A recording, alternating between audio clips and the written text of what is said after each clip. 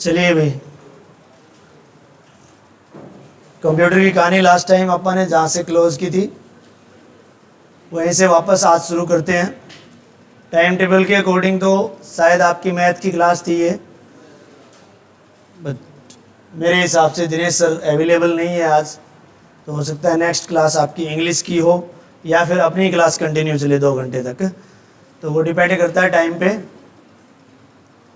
तो last time अपन computer में computer types कर रहे थे, ठीक है, कंप्यूटर के प्रकार यानी कि क्लासिफिकेशन ऑफ कंप्यूटर, कंप्यूटर का वर्गीकरण टॉपिक चल रहा था।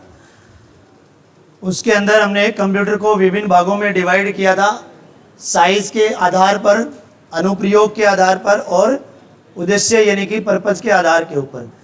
आकार के आधार पे हमने कंप्यूटर को 4 भागों में बांटा था। सर्वप्रथम हमने माइक्रो कंप्यूटर की बात करी थी, उसके बाद में मिनी कंप्यूटर की बात करी थी, उसके बाद में मेन फ्रेम कंप्यूटर तथा सुपर कंप्यूटर। उसके बाद में फर्दर 2 अलग अलग टाइप आएंगे, जैसे कि अनुप्रयोग के आधार पर उसमें एक प्रकार होता है डिजिटल कंप्यूटर, एक होता है एनालॉग कंप्यूटर और एक होता है हाइब्रिड कंप्यूटर।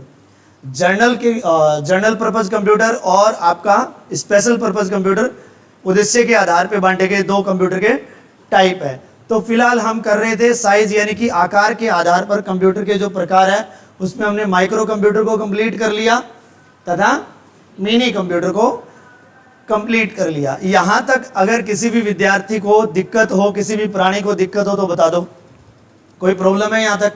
नहीं है। तो आज आप करेंगे सर्वप्रथम तीसरा टाइप जो आकार के आधार पे है, वो है मेन फ्रेम कंप्यूटर। अगर मैं मेन फ्रेम कंप्यूटर की बात करता हूं तो मेन फ्रेम कंप्यूटर में एक कंप्यूटर का नाम था मार्क 1। क्या नाम था? मार्क 1। ये दुनिया का सबसे पहला मेन फ्रेम कंप्यूटर के रूप में देखा जाता है, ठीक है। इस कंप्यूटर की अगर मैं बात करूं तो ये 1937 के आसपास बनना शुरू हो गया था और इसका काम खत्म हुआ था 1944। एग्जैक्ट डेट की अगर मैं बात करूं तो 29 मार्च 1944 को बन करके ये मेन फ्रेम कंप्यूटर तैयार हो गया था। इसको जो बनाने वाला प्राणी था उसका नाम क्या था? Howard H icon. ये उस बंदे का नाम था जिसने पहला दुनिया का मेन फ्रेम कंप्यूटर तैयार किया था। अगर इसको इंग्लिश में मैं लिखना चाहूं तो आगे तो इंग्लिश में लिखा हुआ है ही, होवार्ड, ये हो जाएगा, ठीक है। तो मेन फ्रेम कंप्यूटर जो होता है आकार के आधार पे अगर देखा जाए तो किससे बड़ा होता है? माइक्रो तथा मिनी कंप्यूटर से तो बड़ा होता है और सुपर कंप्यूटर से क्या होता है? ये छोटा होता है साइज में। बड़े आकार की जो संस्थाएं होती है, जैसे कि बैंक का मैं एग्जांपल ले लूं तो बैंक के अंदर मेन फ्रेम कंप्यूटर का इस्तेमाल किया जाता है। इसका साइज बहुत बड़ा होता है, इसको इंटरनेट का पावर हाउस कहा जाता है। ज्यादातर आपका कोई भी मेन फ्रेम कंप्यूटर है उसको डेटा स्टोर करने के लिए, भारी मात्रा में डेटा रखने के लिए इस्तेमाल किया जाता है। जैसे कि बैंक की मैं अगर बात करूं, यहाँ पे एग्जाम्पल में मैंने बताया कि मेन फ्रेम कंप्यूटर को बैंकों में ज़्यादा इस्तेमाल किया जाता है। अब एसबीआई बैंक का आप एग्जाम्पल ले लो।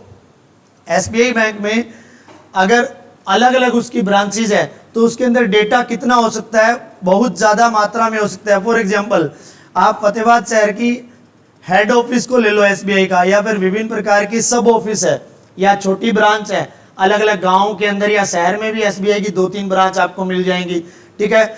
तो सब जगह पे अलग अलग कस्टमर क्या करते हैं? अपना अकाउंट ओपन करवाते हैं। तो अकाउंट ओपन करवाने में वो विभिन्न प्रकार के डॉक्यूमेंट्स को देते हैं। कस्टमर अपने डॉक्यूमेंट को देता है, उस डॉक्यूमेंट के आधार पे उनका डेटा फीड किया जाता है कंप्यूटर के अंदर, सर्वर के अंदर।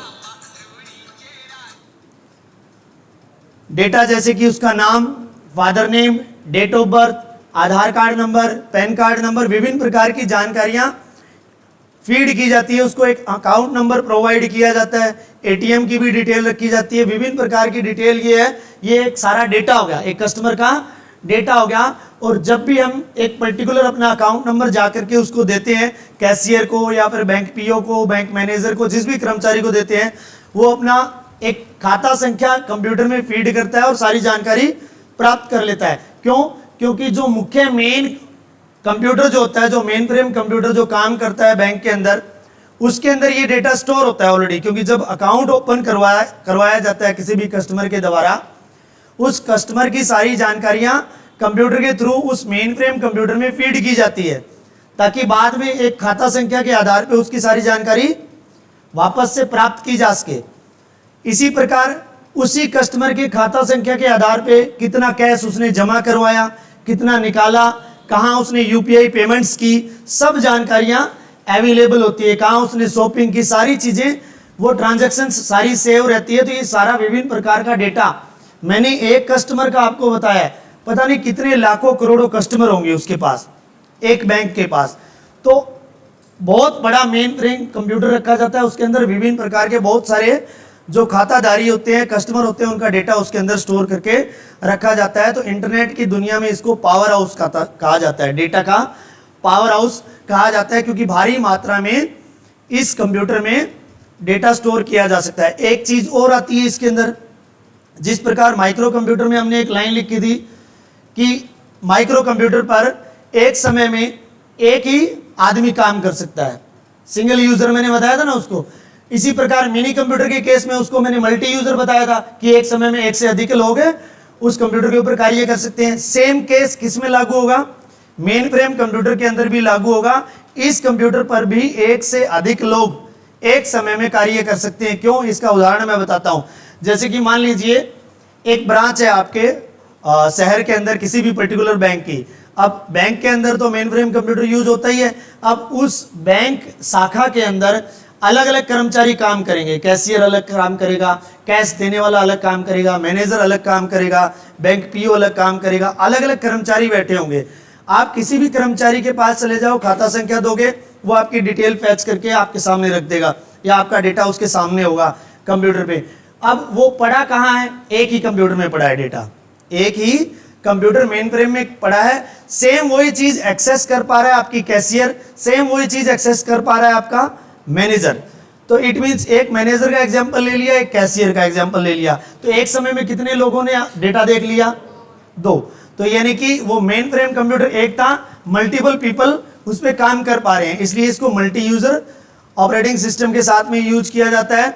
और मेन फ्रेम कंप्यूटर पे एक से अधिक लोग एक समय में काम कर सकते हैं। ठीक है, तो हेडिंग डाल लो मेन फ्रेम कंप्यूटर, इसकी डेफिनेशन लिख लो। ठीक है, यह कंप्यूटर, हेडिंग लिखो मेन फ्रेम कंप्यूटर।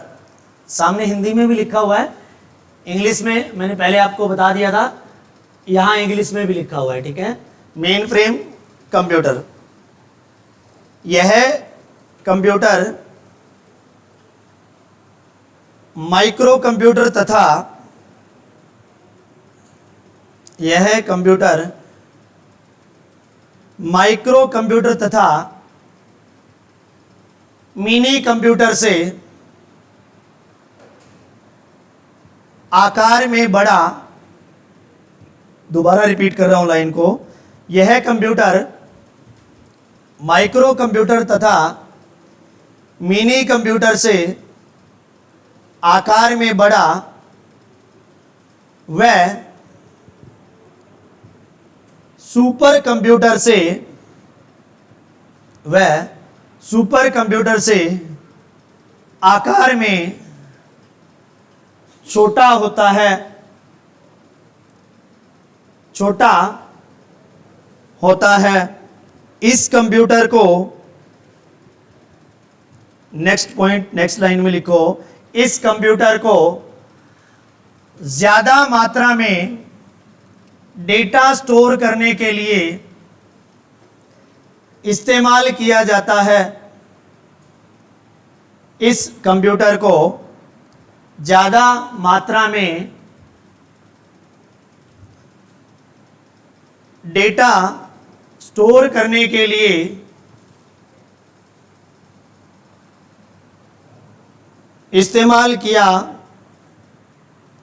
जाता है। उदाहरण, रेलवे रिजर्वेशन कंप्यूटर्स, रेलवेज में भी यही यूज किए जाते हैं computer. Railway reservation computers, comma bank शाखाओं में इस्तेमाल किए जाने वाले कंप्यूटर।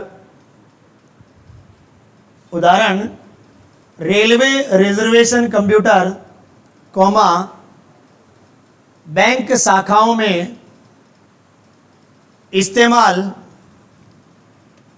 किए जाने वाले कंप्यूटर। एग्जाम्पल के नीचे पॉइंट लिखो। मेन फ्रेम कंप्यूटर को, एग्जाम्पल के नीचे लाइन लिखो, मेन फ्रेम कंप्यूटर को एक समय में, मेन फ्रेम कंप्यूटर को एक समय में एक से अधिक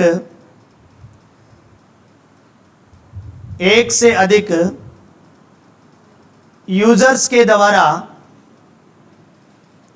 इस्तेमाल किया जा सकता है। ये वाली लाइन मैंने यहां लिख रखी है।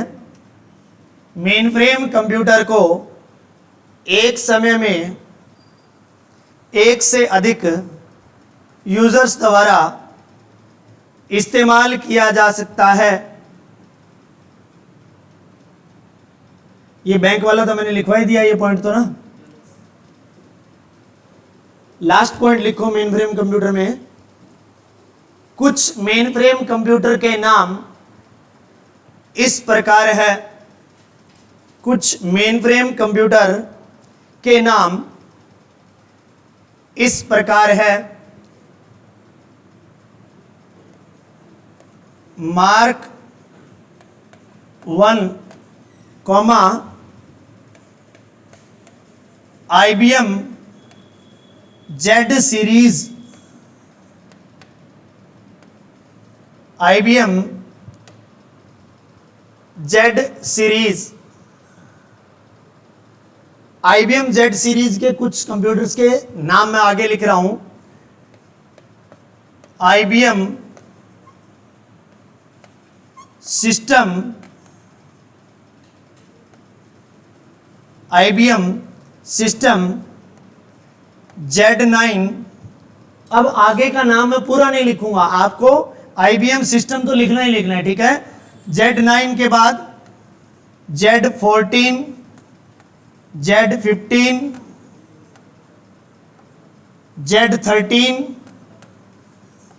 ये सभी के सभी आपके मेन फ्रेम कंप्यूटर के एग्जाम्पल है या नाम है। Z9, Z14, Z15, Z13, पूरा नाम क्या रहेगा? IBM system Z14, system Z15, system Z13, ठीक है। इन नाम के नीचे मार्क 1 के बारे में लाइन लिख लो, ठीक है, पॉइंट बना करके। मार्क 1 दुनिया का पहला मेन फ्रेम कंप्यूटर था या है, दोनों ही नाम आ जाएंगे इसमें, अभी भी है ही, ठीक है। मार्क 1 दुनिया का पहला मेन फ्रेम कंप्यूटर है,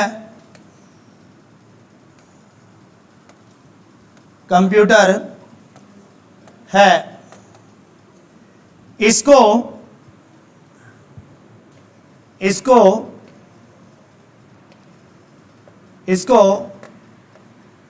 हॉवार्ड एच आइकन ने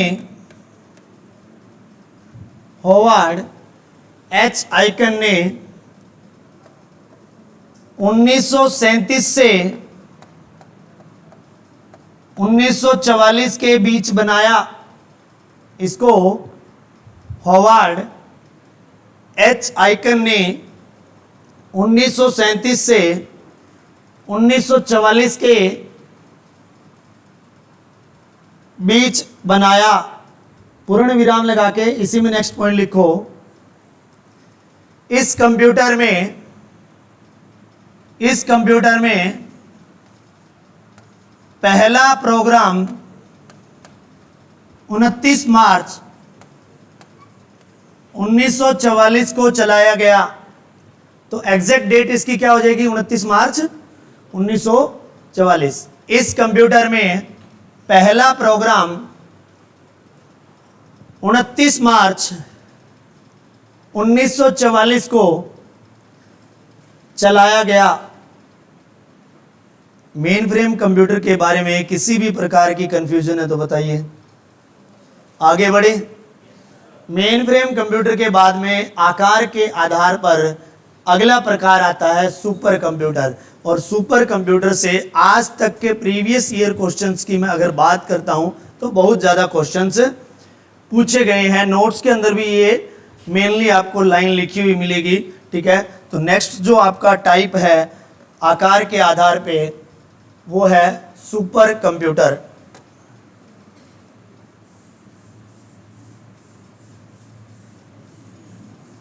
वो है आपका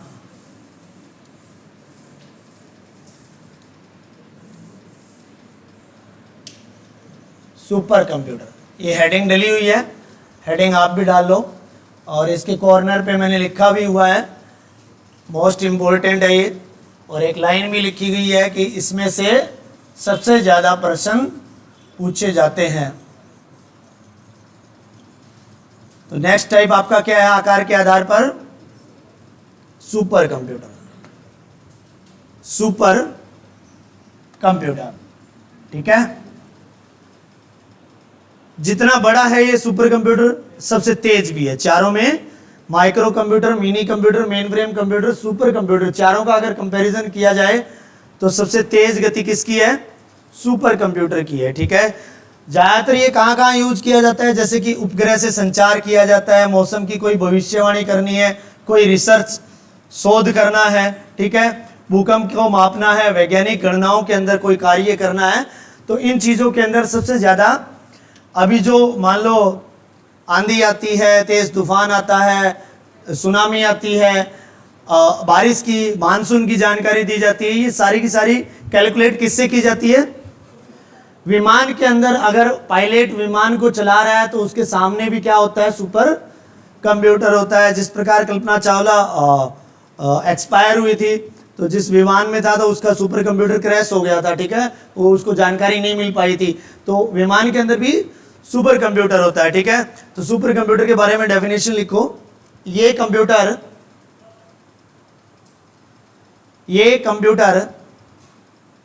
चलने में सबसे तेज, ये कंप्यूटर चलने में सबसे तेज तथा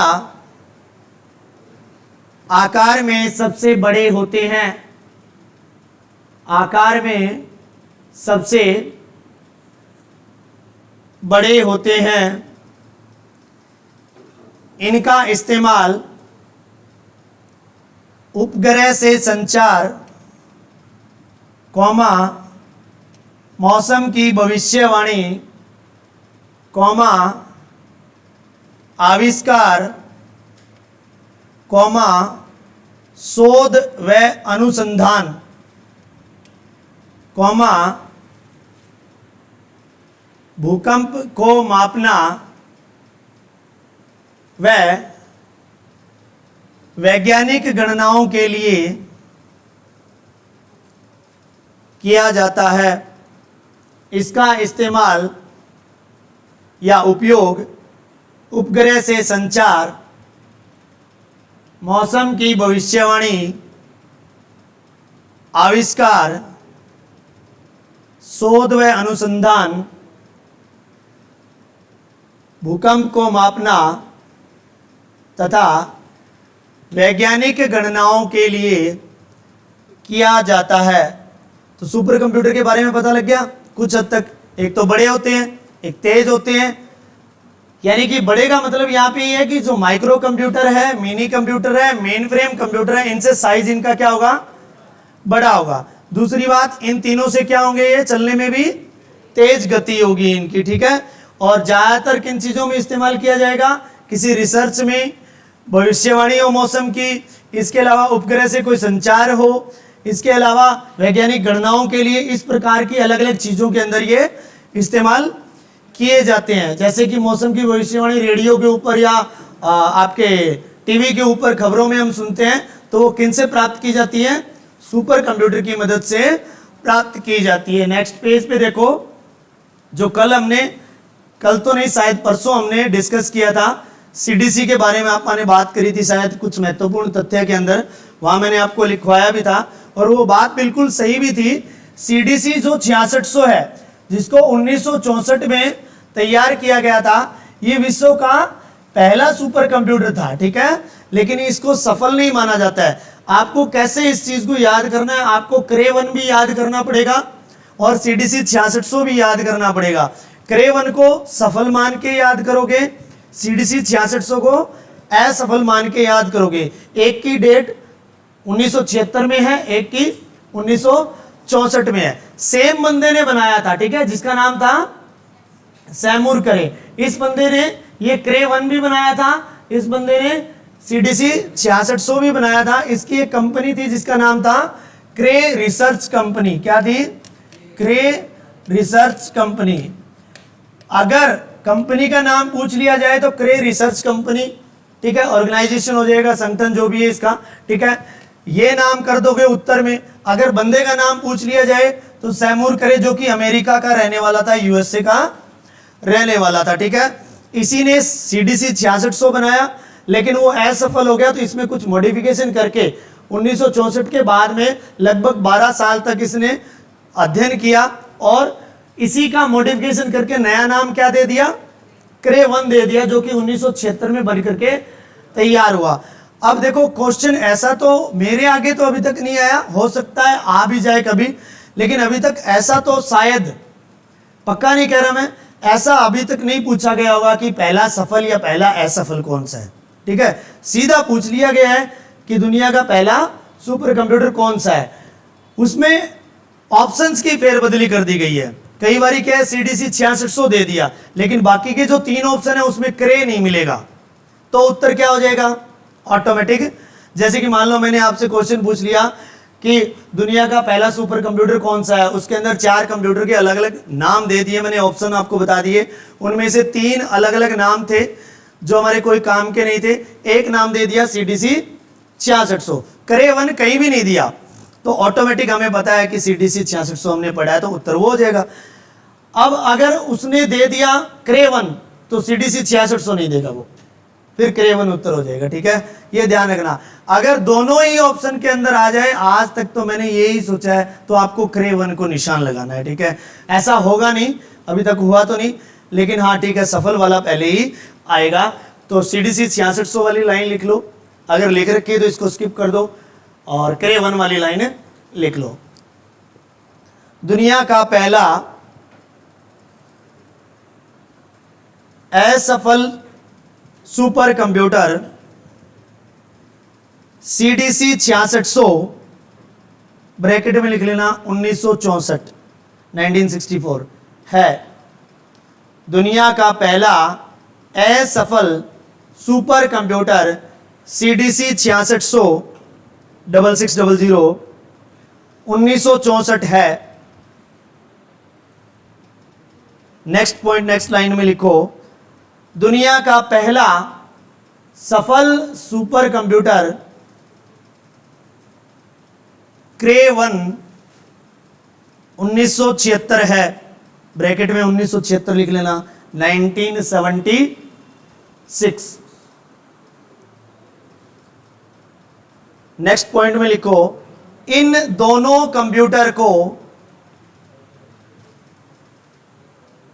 इन दोनों कंप्यूटर को, कंपनी का नाम और बंदे का नाम एक ही लाइन में मर्ज करके लिखवा देता हूं मैं, इन दोनों कंप्यूटर को सैमूर क्रे, सैमूर क्रे, SAY,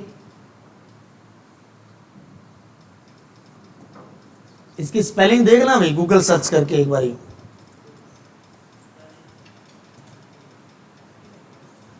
गलत नहीं लिखेंगे आप, गूगल सर्च कर लो, ठीक है, पहले हिंदी में लिख लो। इन दोनों कंप्यूटर को सैमूर क्रे ब्रैकेट में यूएसए, सैमूर क्रे व क्रे रिसर्च कंपनी, दोनों नाम को एक में मर्ज कर रहा हूं। गूगल कर लेना, फिर मेरे को स्पेलिंग बता देना लास्ट वाले, सैमूर क्रे की स्पेलिंग बता देना, ठीक है। हाँ, SAMUR,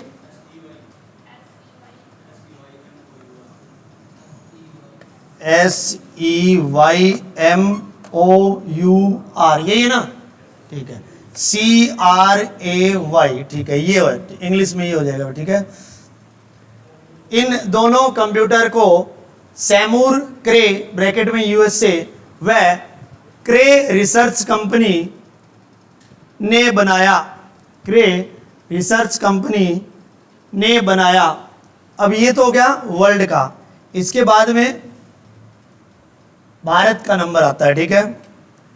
भारत वाला मैंने कल बता दिया था क्या, पहला सुपर कंप्यूटर भारत का परम 8000 सीडेक्स संस्था ने बनाया, जिसका हेड ऑफिस पुणे महाराष्ट्र में। ये लाइन मैं नहीं लिखवाऊंगा, अगर अपने आप से लिखनी है तो लिख लेना, बाकी आपने पिछली क्लास में लिख ली होगी, सिर्फ रिपीट कर देते हैं। परम 8000 भारत का बनाया हुआ पहला सुपर कंप्यूटर है, ठीक है। हाँ, इसका सन नहीं लिखवाया होगा मैंने शायद, 1991 में लिख लेना, 1991, ठीक है।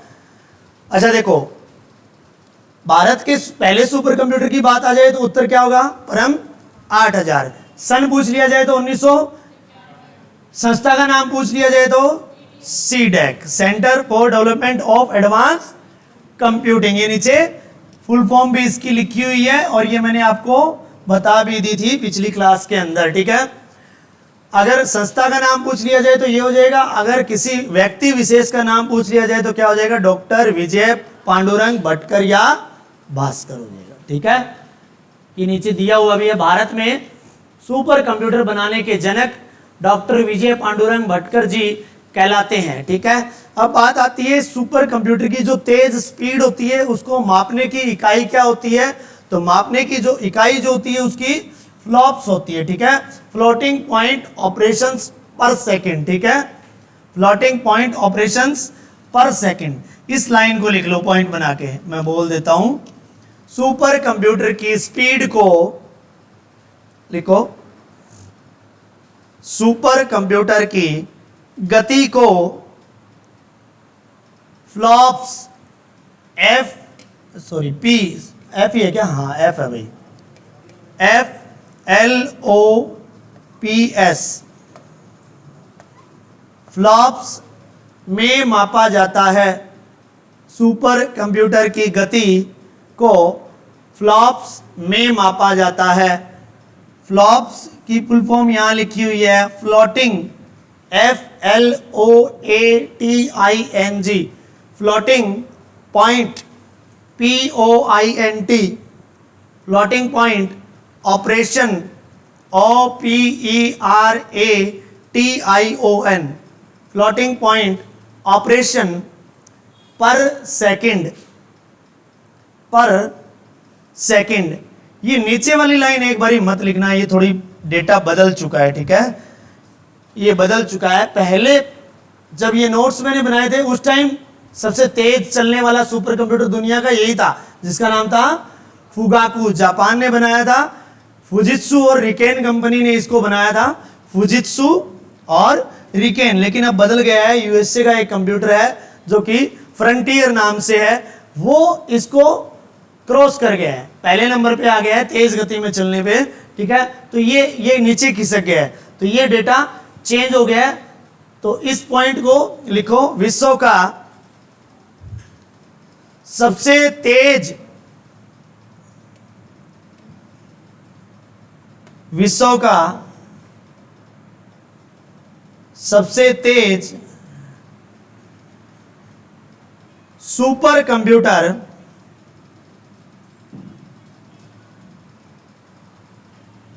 फ्रंटियर, विश्व का सबसे तेज सुपर कंप्यूटर फ्रंटियर, ब्रैकेट में लिख लेना यूएसए, अमेरिका ने बनाया है, ठीक है। ये पुराना डेटा है, ठीक है, ये वाला, ये क्रम वाइज ये पुराना डेटा है। ये कभी 63 नंबर पे परम सिद्धि एआई भारत का होता था, अब ये लेटेस्ट डेटा के अनुसार 165 नंबर पे खिसक गया है, ठीक है, 165वें नंबर पे चला गया है। ये बाद में बता दूंगा, पहले सिर्फ ये लाइन लिखो। विश्व का सबसे तेज super computer Frontier, FRONTIER, Frontier America का है, अमेरिका का है।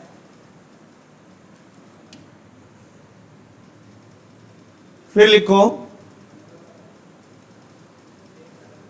नेक्स्ट पॉइंट लिखो, जापान के द्वारा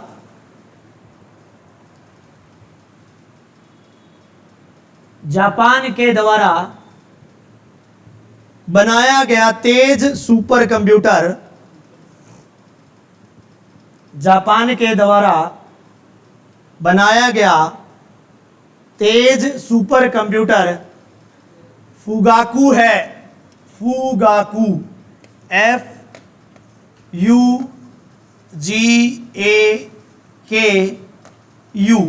फुगाकू। और इसमें हिंदी में ऐसे लिख लेना, Fugaku.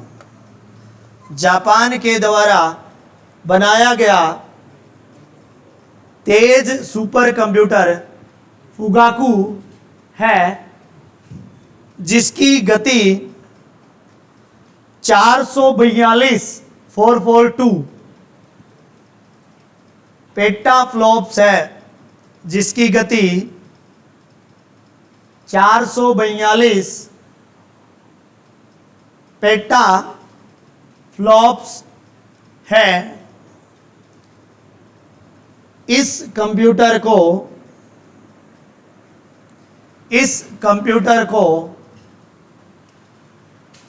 Fujitsu and RIKEN company ने बनाया। अब ये नाम अगर नहीं आ रहा ना, ये नाम अगर बोलना नहीं आ रहा तो इसको बोलने का थोड़ा सा तरीका मैं आपको बता देता हूं। FUJI,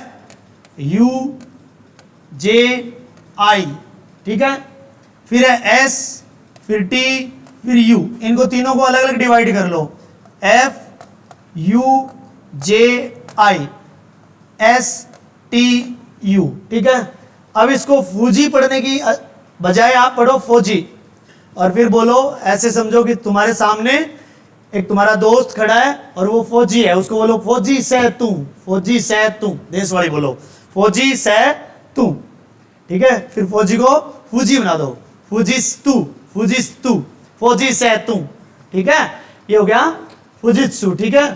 Fujitsu and RIKEN company ने ये सुपर कंप्यूटर बनाया था। भारत वाला हमने पहले ही लिख लिया। भारत का लेटेस्ट सुपर कंप्यूटर जो है वो परम सिद्धि एआई, परम सिद्धि एआई, ठीक है, समझ आई बात। परम सिद्धि एआई क्लियर है। आगे बढ़े, नेक्स्ट। हाँ,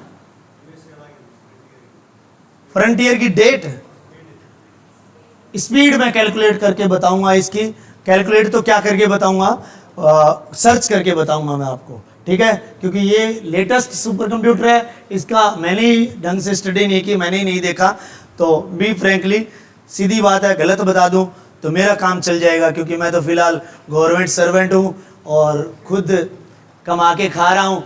और नुकसान किसका होगा, मेरा तो कोई नुकसान नहीं होगा, मैं तो गलत पढ़ा के चला जाऊंगा। नुकसान किसका होगा, क्वेश्चन गलत होगा तो तुम्हारा होगा। इसलिए गलत पढ़ाने से अच्छा है स्वीकार कर लो कि हमें नहीं पता, ठीक है। तो इसको सर्च करके मैं बता दूंगा, गूगल पे सर्च कर लेंगे, नहीं तो आप सर्च कर लेना। लेकिन स्पीड से संबंधित क्वेश्चन आपसे नहीं पूछा जाता। कंप्यूटर में मैं दो प्रकार के क्वेश्चन बताता हूं, एक तो हिस्ट्री से संबंधित और डेट से संबंधित, दो, और एक स्पीड से संबंधित। बहुत ही कम परसेंटेज है कि ये क्वेश्चंस आपसे पूछा जाए। प्रीवियस ईयर क्वेश्चंस के अंदर भी मैंने ज्यादा स्टडी करके देखा है इसमें कि डेट, हिस्ट्री और स्पीड के जो क्वेश्चंस हैं कंप्यूटर सब्जेक्ट के अंदर बहुत कम पाए गए हैं। क्यों? क्योंकि एक तो डेट और एक हिस्ट्री वाली बात में, कौन सी चीज कब और क्यों और कैसे किसने बनाई, ये वाली चीज, और एक स्पीड, ये कभी भी एग्जैक्ट नहीं होती है, ठीक है। गाड़ी के अंदर 180 ताई 200 ताई स्पीड की सुई देड़ी हो है, कदे ही थे कैलकुलेट कर उसको भी आ गाड़ी इतनी की स्पीड पे चाल सके फिक्स उसका।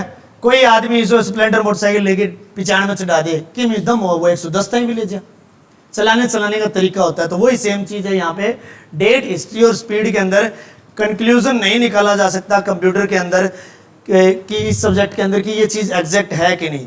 अब जैसे कि मैंने मार्क 1 के बारे में आपको मेन फ्रेम कंप्यूटर के बारे में बताया, तो उसमें 1937 से 1944 तक का मैंने ईयर बताया आपको, तो इतने ईयर में वो बन करके तैयार हुआ। अब एग्जैक्टली उसने प्राप्त कब कर लिया ये नहीं पता, ठीक है। फिर भी उसने 29 मार्च 1944 को एग्जैक्ट तरीके से एक प्रोग्राम उसके अंदर रन किया, उसी टाइम से ये माना जाने लगा कि तब ये कंप्यूटर सक्सेसफुली मार्केट के अंदर आ गया था। एक तो ये चीज होगी, और दूसरी चीज में एक एग्जांपल और दे देता हूं, आपके मन का वहम निकल जाएगा उस चीज से। जैसे कि कोई भी जो आपका युग होता है, दुनिया के अंदर बदलाव होता है, उसको एक पीढ़ी के रूप में आप देख सकते हैं। जैसे कि मैं एग्जांपल ले लेता हूं रेडियो का, ठीक है। रेडियो के साथ में मैं जोड़ लेता हूं ब्लैक एंड व्हाइट टीवी को, ब्लैक एंड व्हाइट टीवी के साथ में मैं जोड़ लेता हूं रंगीन टीवी को, रंगीन टीवी के साथ में मैं जोड़ लेता हूं एलसीडी को, एलसीडी के साथ में मैं जोड़ लेता हूं एलईडी को, ठीक है। एलईडी के भी आगे और भी एडवांस आएगा। अभी तक हम जब घरों में टीवी देख रहे हैं तो या तो एलसीडी लगी है किसी के या एलईडी लगी हुई है, ठीक है। एलईडी और भी छोटा रूप है। एलसीडी की फुल फॉर्म होती है लिक्विड क्रिस्टल डिस्प्ले यूनिट, ठीक है, और एलईडी की होती है लाइट एमिटिंग डायोड, ठीक है। ये एमिटिंग डायोड वगैरह ये फिजिक्स के अंदर पढ़ाए जाते हैं। तो एक जमाना था जब हमारे दादा परदादा या फिर फादर साहब वो पीढ़ी रेडियो सुनती थी, रेडियो पे क्रिकेट मैच सुनती थी, रेडियो पे खबरें सुनती थी, रेडियो पे ये आपके गाने वगैरह सुनते थे जो फरमाइश वाले गाने होते हैं, ठीक है। वो दौर चला, मान लेता हूं कि पहला साल था नंबर 1 साल, इस साल से किसी पीढ़ी के लोग रेडियो सुन रहे थे और वो लगातार सुनते सुनते सुनते 15 साल बीत गए, ठीक है। पहले पहला साल आया, फिर दूसरा आया, फिर तीसरा आया, फिर चौथा, ऐसे ऐसे 15। अब ये 15 साल तक दौर चल रहा है रेडियो का। यहाँ के 1 से 15 साल तक जीवन जीने वाले लोग व्यक्ति क्या कर रहे हैं, रेडियो का इस्तेमाल कर रहे हैं, ठीक है। अब धरती मान लो, धरती तो बहुत बड़ी है, अब इतनी बड़ी धरती है, इस पूरी धरती पे पहले साल से 15वें साल तक क्या है, रेडियो सुना जा रहा है। अब यहाँ कोई रहने की जगह कोई शहर है, यहाँ कोई शहर है, यहाँ कोई शहर है, इन शहरों के आसपास गांव है, यहाँ भी कोई शहर है, यहाँ भी कोई शहर है। अब क्या कोई शहर सेम डेट को ही डेवलप करेगा? कभी नहीं। हिसार पहले डेवलप कर जाएगा, सिरसा उसके थोड़ा बाद में करेगा, फतेहाबाद थोड़ा छोटा डिस्ट्रिक्ट है तो उसके भी बाद में डेवलप करेगा। तो जहां जागरूकता पहले आ जाएगी वहां डेवलपमेंट पहले आ जाएगा, या फिर शिक्षा अच्छी होगी, एजुकेशन अच्छी होगी तो वहां डेवलपमेंट पहले आ जाएगा। तो मान लीजिए ये एक पर्टिकुलर शहर है, इस शहर के अंदर पहले साल से लेकर के 11वें साल तक रेडियो सुना गया, ठीक है। ये इसी धरती पे बसने वाला कोई शहर है, इसके आसपास गांव में, यहाँ पे पहले साल से लेकर के 9वें साल तक सुना गया, यहाँ पे पहले साल से 15वें साल तक सुना गया, यहाँ पहले से 14वें तक सुना गया, यहाँ कोई और डेटा होगा, यहाँ कोई और डेटा होगा। अब अगर आपसे मैं प्रश्न पूछ लूं पूरी धरती के ऊपर कब से लेकर कब तक रेडियो सुना गया, एग्जैक्ट उत्तर दे पाओगे? कभी नहीं दे पाओ। सिंपल सी बात। एक एग्जांपल और दे देता हूं, 4G पहला हिसार आ गयो और 1 साल ठहर के फतेहाबाद आयो। अब आप क्या बोलोगे कि भी पूरी दुनिया के अंदर या फिर भारत के अंदर या फिर हरियाणा के अंदर 4G कब स्टार्ट हुआ? हिसार वाली डेट चक्कोगा, फतेहाबाद वाली चक्कोगा, है ना। तो यही खेल यहाँ पे है कि एक टाइम था, धीरे धीरे से रेडियो से बंदे किस पे आए, ब्लैक एंड व्हाइट टीवी पे आए, ब्लैक एंड व्हाइट से किस में शिफ्ट कर गए, रंगीन, रंगीन से किस में शिफ्ट कर गए, एलसीडी, एलसीडी से किस में चले गए, एलईडी। अब उनका कोई दौर नहीं है, एग्जैक्ट दौर नहीं है। इसी प्रकार ये जो डेट, स्पीड और हिस्ट्री है, इनका खेल है, ठीक है। ये ज्यादा इंपॉर्टेंट तो नहीं है, लेकिन फिर भी मैं ये नहीं कहूंगा कि मैं मेरा पीछा छुटा रहा हूं, मैं करवाना नहीं चाहता। एग्जैक्ट बात मैंने बताई दी कि इसके ऊपर मैंने स्टडी नहीं करी। रिसेंटली फ्रंटियर तेज सुपर कंप्यूटर है, अमेरिका का है, ठीक है। उसकी एग्जैक्ट मेरे को डेट भी नहीं पता कि कब ये लॉन्च हुआ था और एग्जैक्टली इसकी स्पीड भी नहीं पता। तो दोनों चीज़ें सर्च करने की कोशिश करेंगे, आप भी सर्च करने की कोशिश करना, क्योंकि मेरा यहाँ पे काम चल जाएगा अगर मैं छोटा मोटा या ज़्यादा पढ़ा के चला जाऊँगा। लेकिन आपके लिए, आप बेरोजगार हो, आप एग्जाम दोगे, एग्जाम के अंदर मेरी गलती की वजह से आपका कोई क्वेश्चन गलत हो जाए तो उसमें बहुत बड़ी गलती होगी, लेकिन मैं गलती ना करूं फिर गलत हो जाए तो वो एक अलग बात है, उसमें अपनी किस्मत या फिर अपनी स्टडी आड़े आती है। धक्के से मैं कोई क्वेश्चन गलत करूँगा आपका तो उसमें फिर गलती मेरी है ना। ठीक है, तो क्लियर होगी बात। अब आगे बढ़ते हैं। ठीक है, कहाँ था मैं? परम सिद्धि एआई कर लिया, परम सिद्धि एआई तो लिखवा ही दिया था मैंने। ठीक है, ये 165 वाला डेटा भी इतना इंपॉर्टेंट नहीं है, ये तो हर साल है ना टॉप 500 सुपर कंप्यूटर निकाले जाते हैं, उनमें से कोई सुपर कंप्यूटर स्पीड के आधार पे उसमें कोई मॉडिफिकेशन कर दिया तो अप हो जाएगा। जैसे कि पहला स्प्लेंडर आया कर, तो पहला नॉर्मल आया कर, तो फिर जेट ब्लैक आने लग गया, फिर और टाइप का आने लग गया। आएगड़ के कंपनी के करे कस्टमर को कमियां ढूंढे और भी मॉडिफिकेशन कर दे, फिर भी बाद में स्पीड माइलेज ये इंक्रीज हो जाए। तो इनको मतलब वो शुरू में पहला आया भी तो ने नया मॉडिफिकेशन कर दिया तो वो अप हो गया, और उसका वो पल्सर ज्यादा बाजने लग गया हुआ है। एक साल पहले वो कम बाजे अगर, तो एक साल बाद में मॉडिफिकेशन करते हैं वो ज्यादा बाजने लग गया। तो आज लिस्ट चेंज होती रहे, हर साल टॉप 500 सुपर कंप्यूटर की लिस्ट बनती है स्पीड के आधार पे। किसी में कोई कंपनी मॉडिफिकेशन कर देती है, वो अपनी स्पीड बढ़ा लेता है तो एक दो कंप्यूटर को क्रॉस करके लिस्ट में ऊपर आ जाता है, और वो दूसरे जो ऊपर होते हैं वो नीचे चले जाते हैं। तो ये तो एक करंट अफेयर टाइप का क्वेश्चन हो गया, और ये आज तक कभी पूछा भी नहीं गया है कि लिस्ट में कौन से नंबर में है। ठीक है, ये तो सुपर कंप्यूटर था। सुपर कंप्यूटर के बाद में एप्लीकेशन और टेक्नोलॉजी के अनुसार, अनुप्रयोग के आधार पर अगला टाइप लिख लो, ये दूसरा टाइप है। ठीक है, दूसरा टाइप एप्लीकेशन और टेक्नोलॉजी के अनुसार, यानी कि अनुप्रयोग, ये सेकंड टाइप है। अनुप्रयोग के आधार पर या तकनीक के आधार पर 3 टाइप के कंप्यूटर होते हैं, डिजिटल, एनालॉग और हाइब्रिड। ठीक है, लिख लो, ये यूं कहीं उतार लो।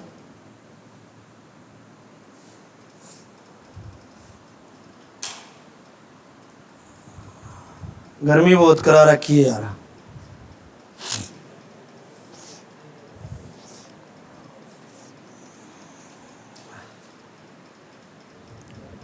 नेक्स्ट पेज कर लूं, लिख लिया हो तो।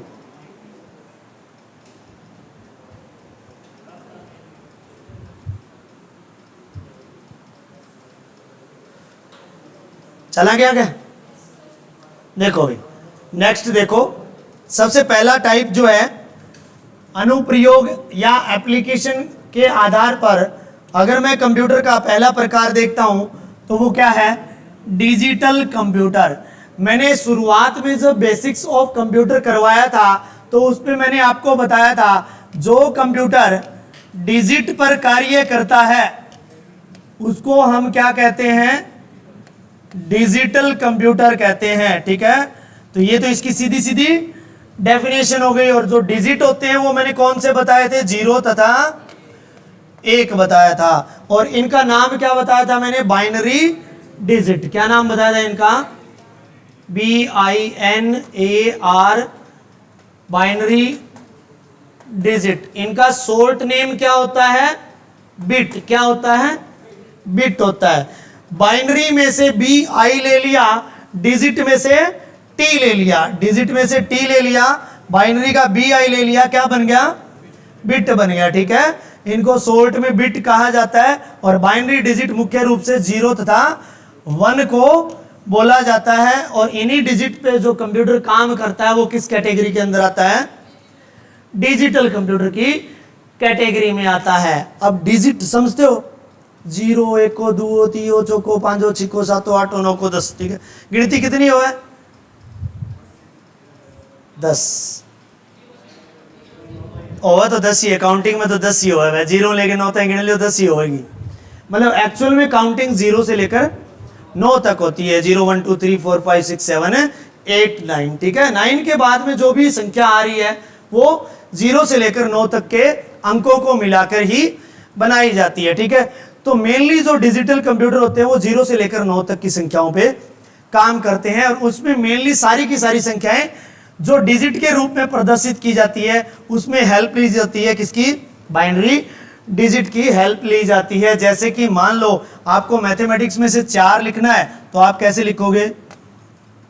ऐसे लिखोगे 4, ठीक है। यही 4 अगर कंप्यूटर में आपको लिखना है तो कैसे लिखोगे? बता भी शिक्षा, कंप्यूटर में 4 लिखना चाहता हूं मैं, बाइनरी नंबर करवाया ना, कभी करवाया बाइनरी नंबर करे हो तो ऐसे लिखेंगे, देखो 100 100, ये 4 है। इसके अंदर आपको 0 और 1 में के अलावा कुछ दिख रहा है क्या? हमेशा कंप्यूटर के अंदर किसी भी अंक को, किसी भी संख्या को प्रदर्शित करने के लिए केवल और केवल 2 ही अंक इस्तेमाल किए जाएंगे, वो है 0 तथा 1, ठीक है। एक शॉर्टकट फार्मूला होता है जिसको बढ़ते क्रम में लिखा जाता है। जब बाइनरी नंबर्स का चैप्टर आएगा तब मैं आपको समझाऊंगा। 1 2 4 8 या 8 4 2 1, ये एक शॉर्टकट फार्मूला होता है जो कि 2 के पहाड़े से ही बनाया जाता है। इसके अंदर मुझे क्या चाहिए? 4 चाहिए। क्या चाहिए? 4। कहाँ है 4? ये। इसके सामने 1 लिख दूंगा, ये नहीं चाहिए, मुझे 0 लिख दूंगा, ये मुझे नहीं चाहिए, 0 लिख दूंगा, ये नहीं चाहिए, मैं 0 लिख दूंगा। क्या बन गया? ये पूरी संख्या 4 बन गई। क्या बन गई? 4 बन गई, ठीक है। क्योंकि 4 के सामने 1 आ रहा है, क्योंकि 1 है तो मतलब बटन ऑन है, धारा प्रवाहित हो रही है, 0 है तो मतलब धारा प्रवाहित नहीं हो रही है। 0 जिसके सामने है उसको मैं काउंट नहीं करूंगा, उसको मैं काउंट नहीं करूंगा। जिसके सामने 1 है उसको मैं काउंट करूंगा। तो केवल 4 के सामने 1 है, तो यहाँ पे उत्तर क्या आया? 4। और यही 4 मैंने मैथ्स में लिखा था। सिंपल है ना, ठीक है। तो कंप्यूटर इसको कैसे पढ़ेगा? 100 के रूप में पढ़ेगा, ठीक है। और वो अपने को किस रूप में समझाएगा? मैथमेटिकल भाषा में ही समझाएगा, गणितीय भाषा में ही हमें समझाएगा। हमें तो 4 ही दिखाएगा। जब हम कैलकुलेटर में टाइप करते हैं ना, कैलकुलेटर में जैसे मैंने 4 टाइप किया तो बटन जो होगा उस कैलकुलेटर के बटन पे क्या लिखा हुआ होगा? 4। जैसे मैंने 4 दबाया, इट मीन्स मैंने उंगली से टच किया, टच करते ही कंप्यूटर को क्या जाएगी? इनपुट जाएगी। इनपुट जब जाएगी कंप्यूटर के पास, तो कंप्यूटर ये भाषा नहीं समझता है। कंप्यूटर मनुष्य की भाषा, क्योंकि ये 4 मनुष्य के समझे जाने वाली भाषा में लिखा हुआ है, अब उसको उसकी इलेक्ट्रॉनिक भाषा में, डिजिटल भाषा में समझाना पड़ेगा। तो जो एनकोडर होगा, ठीक है, एनकोडर तथा डिकोडर होते हैं, वो मनुष्य की भाषा को एनकोड करके कंप्यूटर की भाषा में बदलता है। और इनपुट डिवाइस के अंदर एनकोडर लगा होता है, आउटपुट डिवाइस के अंदर डिकोडर लगा होता है। वो क्या करेगा? कंप्यूटर की भाषा को डिकोड करके हमको हमारी भाषा के अंदर वो चीजें समझा देगा। तो अब 4 को क्या करेगा? ये पहले कंप्यूटर की भाषा में बदलेगा, इसको क्या बनाएगा? 100। अब कंप्यूटर समझ जाएगा कि यूजर क्या बता रहा है, तेरे को 4 बता रहा है। समझ आई बात? तो ये मीडिएटर बीच में ये भाषा चेंज की जाती है ताकि कंप्यूटर को समझ में आ जाए, ठीक है। तो ये वाले डिजिट पे काम करता है, ठीक है। समझ आई बात? इसलिए उसको डिजिटल कंप्यूटर कहा जाता है। जैसे कि वो सामने वॉच है, वो वॉच जो है वो डिजिटल कंप्यूटर पे आधारित है। उसके अंदर क्या आपको सुई दिखाई दे रही है? 1:30 बज रहे मान ले तो थाने सुई दिखाई देवे कि एक क्या पर छोट की सुई है, ठीक है, 30 पे या 6 पे नीचे जो 6 है, बिंग ऊपर बडोड़ी सुई है, कोनी नहीं, डिजिट दिख रहे हैं, 1 को दिखा है, 3 दिखा है, 0 दिखा है। तो मतलब डिजिट पर आधारित मशीन जो होगी वो डिजिटल कंप्यूटर होगा। लिख लो इसकी डेफिनेशन, लिखो डिजिटल कंप्यूटर है क्या? क्या कर रही है वो? समझ नहीं आया मेरे को।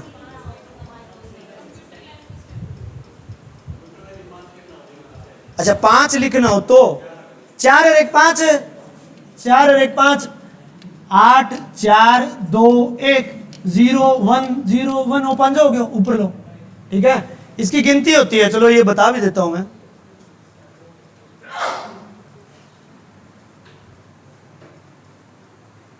देखो बाइनरी नंबर्स होते हैं, चलो टॉपिक से हटके बात करिए। ये शॉर्टकट फॉर्मूला होता है 8 4 2 1, ठीक है। 8 4 12, 12 और 2 14 और 1, इसका टोटल क्या है? 15, यानी कि आप 0 से लेकर के 15 तक की गिनती लिख सकते हो। अब आप बताओ, मैंने यहां 0 0 0 1 कर दिया, तो यहां सामने क्या आएगा 1। सभी 0 कर दिए तो क्या आएगा 0। अच्छा, इसके नीचे लिख रहा हूं मैं 0 0 1 0, क्या आएगा 2। मैंने लिख दिया 0 0 1 1, क्या आएगा 3। मैंने लिख दिया 0 1 0 0, क्या आएगा 4। फिर मैंने लिख दिया 0 1 0 1, क्या आएगा 5। फिर मैंने लिख दिया 0 1 1 0, क्या आएगा 6।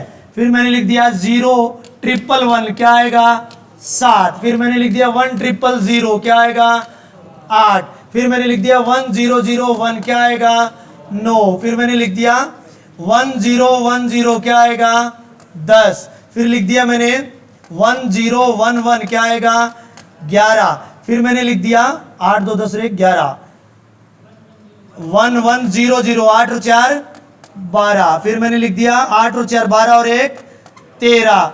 फिर मैंने लिख दिया 8 और 4 12 और 2 14, ये क्या हो गया 14। और फिर मैंने सभी को 1 कर दिया तो क्या हो गया 15। 15 तक की गिनती होगी कंप्यूटर की है, ठीक है, 0 लेके 15 तक। देखो सभी 0 है तो किसी को काउंट नहीं किया जाएगा 0। ये 1 है, ये तीनों 0 है तो मतलब इन तीनों को मैं काउंट नहीं करूंगा। 1 1 हो गया। ये 2 के सामने है, तीनों 0 है तो 2 हो गया। ये 2 और 1 दोनों को काउंट करेगा 3 हो गया। केवल 4 को काउंट करेगा 4 और 1 को काउंट करेगा 4 और 2 को काउंट करेगा, ठीक है। 4 2 1 को काउंट करेगा, केवल 8 को काउंट करेगा, 8 और 1 को काउंट करेगा, 8 और 2 को काउंट करेगा, 8 2 1 को काउंट करेगा, 8 और 4 को काउंट करेगा, 8 4 1 को काउंट करेगा। और ये 8 4 12 और 2 14, 8 4 2 को काउंट करेगा और 8 4 2 1 सभी को काउंट करेगा। अब आप ये मत बोल देना सर जी 16 क्यों कर लिखा मैं, 16 लिख दोगा बड़ी आसानी हूं। 8 के बाद में क्या होगा 16, ठीक है। 1 0 0 0 0 सभी कट गए, अकेला क्या बच गया 16। 17 बनाने में 16 और 1 17, 16 और 2 18, 16 और 2 18 और 1 19। ऐसे आप अनगिनत गिनतियां लिख सकते हो। आप डिजिट बढ़ जाएंगे, क्या बढ़ जाएंगे डिजिट। 0 से लेकर 15 तक कितने डिजिट यूज हुए हैं 4, केवल 4 संख्याएं यूज हुई है, ठीक है। जैसे ही मैं 5वीं संख्या में गया 1 2 4 8 16 डिजिट कितने हो गए 1 2 3 4 5। इसको 0 इसको 0 इसको 0 इसको 0 इसको 1, 16 बन गया। 16 से लेकर के कहां तक जाओगे आप 32 तक, क्योंकि जोड़ के देख लो 16 और 8 24 24 4 28, 28 और 3 31, सॉरी 31 आएगा, ठीक है। 31 तक फिर इन 5 से लिख सकते हो। जैसे ही 31 से आगे बढ़ोगे 16 का दुगुना 32, इससे फिर आप 32 दुगुना 64 63 तक लिख सकते हो। फिर 63 से आगे बढ़ना है, फिर 32 का दुगुना 64। ये शॉर्टकट फार्मूला है। बाइनरी नंबर संख्या पद्धति चैप्टर आएगा तब मैं बताऊंगा कैसे आया।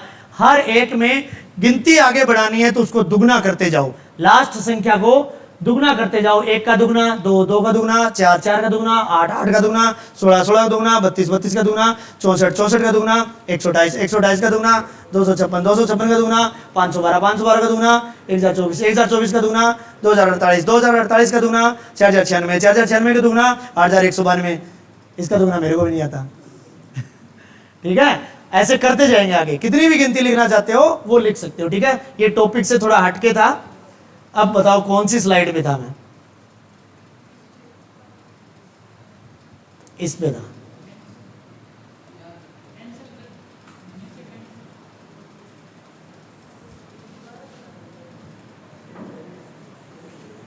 इसमें कहां तक कर लिया, डिजिटल कंप्यूटर की डेफिनेशन लिख लो।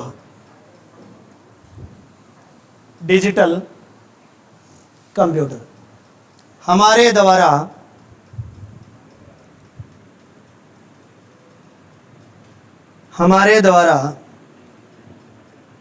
इस्तेमाल किए जाने वाले पर्सनल कंप्यूटर, समझ तो आती होगी बात या फिर मैं वैसे ही मेहनत कर रहा हूं।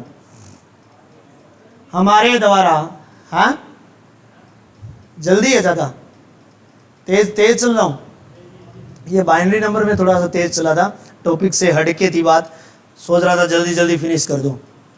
हमारे द्वारा उपयोग में लिए जाने वाले पर्सनल कंप्यूटर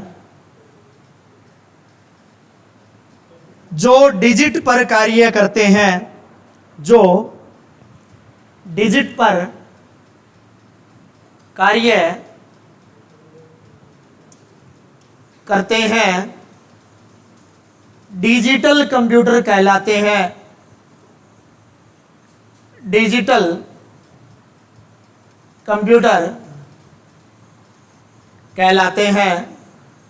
उदाहरण मोबाइल, लैपटॉप, पाम टॉप।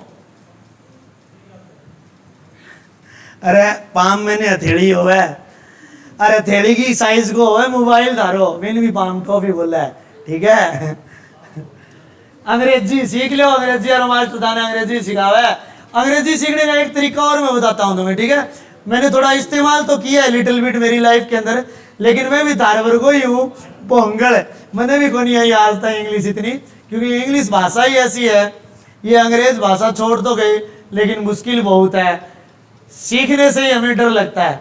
अंग्रेजी सीखने को एक तरीको थोड़ा सा मैं आजमा के देखो, थाने भी आज का है वो तरीका मैं बताता हूँ क्या होता है। कोई भी आर्टिकल ले लो, कोई भी अखबार ले लो, कोई भी ऐसी किताब ले लो जो अंग्रेजी की है, ठीक है, उसमें डेली रूटीन के ऊपर 5 शब्द पकड़ लो, ठीक है। जैसे कि आप एग्जांपल ले लेते हैं अंग्रेजी के अखबार की, अखबार में 16 पेज हो, 16 का 16 पेज है, बामू कोई 5 शब्द डेली छांट लो, ठीक है। एक रजिस्टर लगा लो, भी रजिस्टर में मैं नंबर वाइज 500 शब्द लिख लिया, ठीक है, अंग्रेजी का। 500 शब्द लिखने के बाद में उन 500 शब्दों को आपको पूरे दिन में ऑपरेशन करना है। पूरे दिन का मतलब ये सारो दिन के 500 शब्द लारे पड़े रहो, मतलब कोई 10 20 30 50 मिनट निकाल के उनका क्या करना है, उनका मीनिंग देखना है। सबसे पहले तो कहीं से भी सर्च करो, गूगल से सर्च करो, डिक्शनरी से सर्च करो, कहीं से भी सर्च करो, उन 500 शब्दों के सामने मीनिंग लिख दिया उनका, ठीक है। मीनिंग लिखने के बाद में उनको एक एक सेंटेंस में इस्तेमाल करके देख लो, एक बार ही लर्न करके देख लो, ठीक है, और उनकी प्रोनाउंसिएशन देख लो। अब पहले दिन आज के दिन आपने कुल कितने शब्द लिए, पहला दिन है 5 शब्द लिए आपने अंग्रेजी के, ठीक है। उनका एक तो आपने क्या लिया, मीनिंग सीखा कि भी मतलब क्या होता है। जैसे कि मैंने एक शब्द ले लिया बॉय, ठीक है, आप डिक्शनरी में जाके देखोगे कि ठीक है बॉय मैंने लड़का होता है, ठीक है, ठीक है। ये एक सिंपल वर्ड का मैं एग्जांपल दे रहा हूं, ठीक है, बॉय मीन्स लड़का। और इसको बोलेंगे कैसे, बोलने का मतलब होता है प्रोनाउंसिएशन बॉय, ठीक है, ये प्रोनाउंसिएशन वर्ड होता है। ये दोनों चीज आप देखो, ठीक है। जैसे कि आप बहुत मुश्किल शब्द, जैसे ये वाला शब्द है डेस्कटॉप। अब डेस्कटॉप पहली स्क्रीन होती है कंप्यूटर की, ठीक है, इसका मीनिंग अलग होगा, प्रोनाउंसिएशन अलग होगी। प्रोनाउंसिएशन का मतलब बोलने का तरीका, ठीक है, ढंग। तो इसका मीनिंग हो गया लड़का, बॉय इसका बोलने का ढंग हो गया। ये दोनों चीज आपने एक एक शब्द की 500 शब्दों की देखी आपने, ठीक है। फिर एक बार आपने याद कर लिया। फिर आया दूसरा दिन, दूसरा दिन वही अखबार पकड़ लो या नया पकड़ लो, कुछ भी हो। सबसे पहले नए 5 शब्द लेने से पहले कल वाले 5 शब्द निकालो उसी रजिस्टर में। पहले उनका मीनिंग याद करो, उनकी प्रोनाउंसिएशन याद करो। यानी कि पहले दिन 5 शब्द निकाले, एक दिन ये रिपीट हुए आपके सामने, दूसरे दिन फिर रिपीट हुए आपके सामने, ठीक है। और नए कितने जुड़े, 5 शब्द। पुराने वाले 5 शब्दों को कितनी बार याद कर लिया, 2 बार। इसको कितनी बार याद किया, इसी प्रकार तीसरा दिन आ गया, तीसरा दिन आ गया तो ये पहले दिन जो 5 शब्द आए थे ये वापस यहां आएंगे। इसको कितनी बार याद कर लिया, तीसरी बार। कल जो थे उसको कितनी बार याद कर लिया, 2 बार। आज जो जुड़ेंगे उसको कितनी बार याद कर लिया। आप आ जाओ सीधे ही 200वें दिन, ठीक है। अब ये बताओ, ये जो पहला 5 शब्द है जो पहले दिन सर्च किया, इसको कौन से टाइम पे याद कर रहे हो आप, 200वीं बार, 200वीं बार, ठीक है। 21 दिन लासी पी ले तो ही अपन डेली लासी पीने की आदत पड़ जाए, थे तो 20 शब्द ने 200 दिन लगा दिया, और 200 दिन में 200 बार याद कर लियो। सोच के देखो वो शब्द कभी भूल जाओगे क्या, कभी नहीं भूल सकते। बाकी इंग्लिश तो 26 अक्षरों में मेल होवे, ABCD लेके जेड तक होवे, मन आगे पीछे जोड़ दो, अंग्रेजी बनेगी, सेंटेंस बनेगी, बस बात खत्म। क्या है active voice, passive voice, narration है, कुछ भी नहीं है, टेंस टूम्स कुछ नहीं है। शब्द याद करो, जितने शब्द करोगे, अगर वर्तमान समय में ये काम आप कर रहे हो तो 500 दिन या 1 साल लगा लो, 365 दिन बाद आपके पास शब्दों का भंडार होगा। कितने शब्दों का भंडार होगा? 365 ने गुणा कर दियो 500, लगभग मैं राउंड फिगर मान लेता हूं 1600। ठीक है, 5 थी 15, 1500 तो सीधा ही हो गया। एक बार ये 1600 मान लिया। 1600 शब्द आपके 24 घंटे दिमाग के अंदर होंगे और एनी टाइम उनका मीनिंग होगा, प्रोनाउंसिएशन होगी। आप किसी भी टेंस के अंदर, पास्ट, प्रेजेंट, फ्यूचर के अंदर अगर फिट कर दोगे तो आपका वाक्य तैयार हो जाएगा। आपको कोई अंग्रेजी बोलने से, बकने से नहीं रोक सकता। फिर इतनी आसान है अंग्रेजी, ये करके देखना कभी, लेकिन वो होता नहीं है। रोज की रोज 5 शब्द ढूंढना, वन लिखना, और फिर सोमो दिन आ जाओ तो पहले दिन रखनी याद करेगो, रोड़ो तो ये है सारू बेटो। तो अंग्रेजी बहुत आसान है, कोई ज्यादा मुश्किल वाली बात नहीं है। अब आप वापिस टॉपिक पे आते हैं, डिजिटल वाली बात पे आते हैं। डिजिटल कहाँ था? उदाहरण, mobile, laptop, palm top. Palm top means, palm means हथेली होती है। एक हथेली के आकार का जो भी कंप्यूटर होता है उसको पाम टॉप कहा जाता है। जैसे कि आपका ये टैबलेट होता है, इसको भी पाम टॉप कह सकते हैं हम। या फिर मोबाइल ज़्यादा थोड़ा बड़ी स्क्रीन का हो, वो केवल हथेली में समा जाए, लगभग 6-7 इंच वाला, उसको मैं पाम टॉप बोल सकता हूँ। पर्सनल कंप्यूटर जो होता है, जो कि डेस्कटॉप कंप्यूटर जो होते हैं, ये वाला नाम लिख लिया, डेस्कटॉप एग्जाम्पल में लिख लिया क्या? Desktop, palm top, laptop, tablet, ये सारे के सारे किसके अंदर आते हैं? डिजिटल कंप्यूटर के अंदर आते हैं। जिस प्रकार, अगर एक एग्जांपल दूं मैं आपको, पेट्रोल पंप देखा है? पेट्रोल पंप की अभी तो नई मशीनें आई हुई हैं, पुराने ज़माने में पुरानी मशीनें होती थी। ठीक है, उस टाइम ज़्यादातर एनालॉग मशीनें यूज होती थी या फिर ओनली डिजिटल होती थी। आजकल जो मशीन आ रही है ना, वो डिजिटल और एनालॉग कंप्यूटर दोनों के गुण रखती है अपने अंदर। तो दोनों कंप्यूटर के गुण जिस मशीन में हो, जिस कंप्यूटर में हो, वो कंप्यूटर कौन सा बन जाता है? हाइब्रिड कंप्यूटर बन जाता है। कौन सा? नरमे को बीज आए तो पहला 6 नंबर आऊँ तो आप बीज करता, ठीक है, बिन क्या करता बोले देसी बीज है, बिन के बाद में फिर 120 आने लगे, बिन के अंदर 2 अलग अलग वेराइटियों के गुण मिला दिए। ठीक है, जैसे 6 नंबर हो गए या फिर दूसरों कोई नंबर को बीज में जानो को नहीं, दोनों बीजा में गुण मिलाया, मिला के एक नयो बीज तैयार कर दियो। ठीक है भाई, डिंडू बिड़ाया करता या फिर फाल बिड़ाया करता, नहीं मिक्स कराया करता, बिड़ा के एक नयो बीज तैयार कर दियो। बिन हाइब्रिड यानी कि 2 अलग अलग क्वालिटी वाले बीजों के गुण मिलान करके एक बीज बनाया गया, उसको हाइब्रिड नरमा बोलोगे, वही हाइब्रिड उर है। ठीक है, डिजिटल और एनालॉग को मिला दिया तो हाइब्रिड बन गया। यहाँ पे डिजिटल आपका कंप्लीट हो गया। सभी के सभी जो कंप्यूटर हैं जो डिजिट पे कार्य करते हैं, चाहे वो फर्स्ट जनरेशन का है, चाहे सेकंड का है, चाहे थर्ड का है, चाहे फोर्थ का है, या फिर वो चाहे वो मार्क 1 है या कोई और है, अगर वो डिजिट पे काम कर रहा है तो वो क्या कहलाएगा? डिजिटल कंप्यूटर कहलाएगा।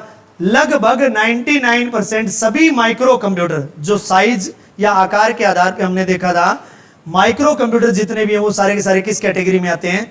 डिजिटल कंप्यूटर की कैटेगरी में आते हैं। समझ आई बात?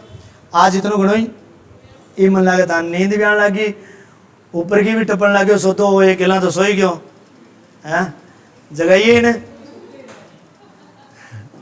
क्या हो आंख हम झाड़ो आ गयो के काटू सुलाइयो ले आगे, मैं आगे सागे रेड हूँ, ये एड्डा बरावने में काटा करता है ना, कान मुंह मेल सारो झाड़ो काट दी वहां। चलो भाई, बहुत बहुत धन्यवाद आप सभी का संयम रखने के लिए। आप ऐसे ही आगे बढ़ते रहो और भगवान आपको कामयाब करे, और भगवान करे आप एक दिन मेहनत करके A ग्रेड से भी ऊपर की नौकरी प्राप्त करें और अपने माँ बाप को खुशियाँ दें और आपकी लाइफ के अंदर एक सुंदर सी कन्या आए और उसके साथ में आपकी शादी हो जाए। ठीक है, अब थे यूँ ना सोचियो मैं आन कह दियो तो तारे लाइफ में कोई बनड़ो को नहीं आओगे, तारे भी एक सुंदर सो बनड़ो आवे लाइफ में। ठीक है, कामयाब हो जाओ। तो बहुत बहुत धन्यवाद। आज के एपिसोड में इतना ही, बाकी आप कल मिलते हैं, कल आगे करेंगे। ठीक है।